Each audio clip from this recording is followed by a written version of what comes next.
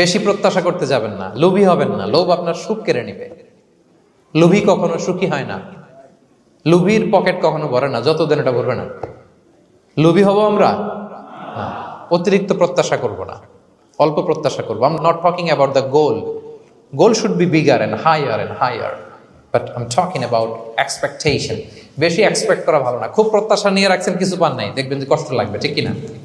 আর কোনো এক্সপেকটেশন নাই, এরপরে যেটা পাবেন ওইটাই লাভ। যেটা পাবেন ওইটাতেই ভাল লাগে, সুখ লাগে। এই জন্য এক্সপেকটেশন যেন বড় না হয়। বেশি খাই যেন না করি।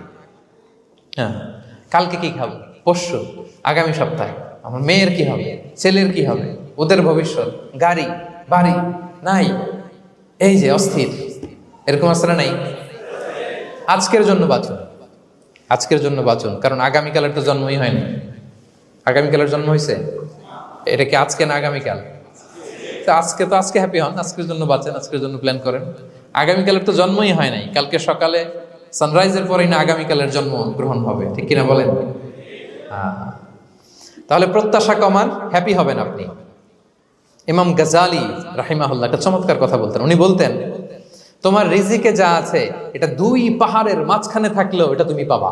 আর যেটা তোমার রিজিকে নাই, ওইটা অনেক দূর থেকে আনার পরেও হাত দিয়ে নিয়ে 2 ঠোঁটের মাঝখানে রাখলেও ওইটা পড়ে যাবে। কথা বুঝতে পেরেছেন?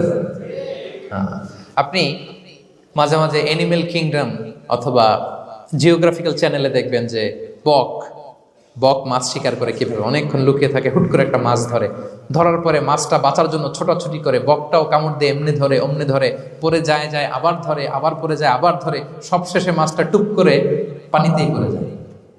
কারণ এটা ওর নসিবে নাই। কি বলেন? এটা রিজিকে নাই।